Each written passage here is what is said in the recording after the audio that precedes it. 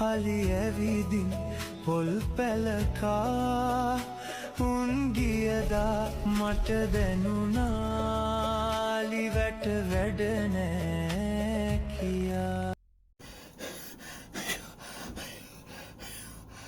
අලියනවා පොල් පැල කන්න.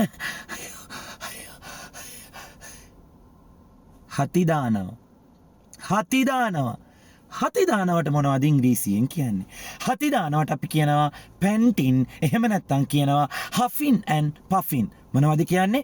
පැන්ටින්, හෆින් ඇන් පෆින්. අපි මෙහෙම වාක්‍යයක් ඉගෙන ගමු. An elephant came, අලියෙක් ආවා, so I ran, එම නිසා මම දිව්වා, now I am panting, දැන් මම හතිදානවා. තව එක විදියක්. An elephant came, so I ran, එම නිසා මම දිව්වා, now I am huffing and puffing. I am panting, I am huffing and puffing. Panting, huffing and puffing කියලා කියන්නේ හතිදානවට.